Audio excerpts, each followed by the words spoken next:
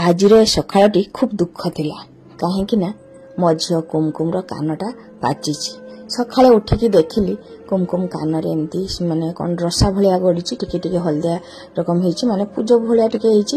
ତ ଦେଖିକି ମନଟା ଭାରି ଖରାପ ହେଇଗଲା। ଟେନସନ୍ ଉପରେ ଟେନସନ୍। ସକାଳେ ଉଠିକି ମଣିଷ ସବୁବେଳେ ଚିନ୍ତା କରେ କେମିତି ଦିନଟା ଭଲ ଯିବ, କିନ୍ତୁ ସତ କଥା କହିବା ପାଇଁ ଗଲେ ପ୍ରତିଦିନ ସମାନ ସମୟ ଯାଏନି। ଜୀବନରେ ଯେତେ ପେଚ୍ ମାରିଲେ ବି, ଯେତେ ହସିଲେ ବି ସମସ୍ତଙ୍କ ସାମ୍ନାରେ ଆକ୍ଚୁଆଲି ସମୟ ଗୁଡ଼ା ସତ କଥା କହିବା ପାଇଁ ଗଲେ ସେମିତି ଯାଏନି। କେଉଁଠି ନା କେଉଁଠି ପ୍ରୋବ୍ଲେମ୍ ମାଡ଼ି ଆସେ। ତ ମନ ଭିତରେ କଷ୍ଟ ହେଲେ ବି ମା ହେବା ଯନ୍ତ୍ରଣାଟା ଭାରି କଷ୍ଟ।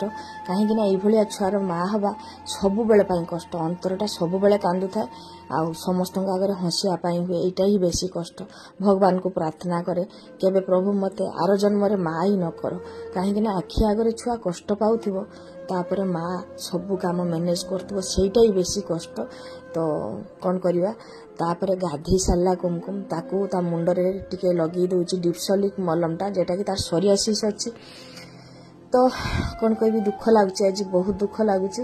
ସବୁଦିନ ଏମିତି କାମ ହୁଏ, ପ୍ରତିଦିନ କେଉଁଠି ନା କେଉଁଠି ଟିକେ ଯାଦୁ ଭଳିଆ ତାର ହେଇଥାଏ। ମାନେ ସୋରିଆସିସ୍ଟା ପୁରା ଭଲ ହୁଏନି, ଏଇଟା ଆପଣମାନେ ସମସ୍ତେ ଜାଣିଛନ୍ତି। ପ୍ରତିଦିନ ଗାଧେଇ ସାରିକି ତା ମୁଣ୍ଡରେ ମୁଁ ଅଣ୍ଡାଳିକି ଦେଖେ କେଉଁଠି କେଉଁଠି ସବୁ ବଡ଼ା ଭଳିଆ ହେଇଛି। ସେଇଟା ମାରିଦେଲେ କିନ୍ତୁ ମାନେ ତାପରେ ମୁଣ୍ଡରେ ସେଟା ଉଠିଯାଏ। ତ ଏଇଟା ଏଇ ମଲମଟା ଆମର ରେଗୁଲାର ମାନେ ଥାଏ ଘରେ। ଆଉ ସବୁ ଜିନିଷଟା ଆକ୍ଚୁଆଲି ମ୍ୟାନେଜ୍ କରିବାଟା ହିଁ ଭାରି କଷ୍ଟ ହୁଏ। କୁମକୁମ ଟୋଟାଲି ଚାହେଁନି, ତାର କୌଣସି କାମ କରିବା ପାଇଁ ଦିଏନି। କେତେବେଳେ ମୋ ହାର ଛିଡ଼େଇ ଦିଏ, ତ କେତେବେଳେ କ'ଣ ଯେ କରେ ତାର ଠିକ୍ ନାହିଁ। କେବେ ମାନେ ନିଜ ହାତ କାମୁଡ଼ି ହୁଏ ନିଜେ ନ ପାରିକି। ସେଇଟା ହିଁ ଦେଖିକି ବେଶୀ କଷ୍ଟ ଲାଗେ। କାହିଁକିନା ମା ହେବାଟା ସତ ଭାରି କଷ୍ଟ। ତା ମାନେ ମା ଆଗରେ ଗୋଟେ ଛୁଆ କଷ୍ଟ ପାଉଥିବ, ସେଇଟା ଦେଖିବା ମା ପାଇଁ ଭାରି କଷ୍ଟ। ସମୟ ତଳେ ମନେ ହୁଏ ଯେ କେବେ ବି ମୁଁ ଆଉ ମା ହେବିନି। କାହିଁକି ଯେ ଏତେ ସବୁ ହେଲା ସେଇଟା ଭାବିକି କୂଳ ପାଏନି। ଯିଏ କିଛି କହିପାରେନି, ଭଗବାନ ତାକୁ ସବୁ ହିଁ ଦଣ୍ଡ ଦେଇଛନ୍ତି। ଯେତେବେଳେ ତା ଦେହରେ କୌଣସି ମଲମ ଲଗାଯାଏ କି କୌଣସି ଡ୍ରପ୍ ବି ତାକୁ ଦିଆଯାଏ କି କୌଣସି ମେଡିସିନ ଖୁଆଯାଏ, ମୋତେ ପୁରା ପେଲିବ। ମାନେ ମୋତେ ସେ ଦେବା ପାଇଁ ଦବନି।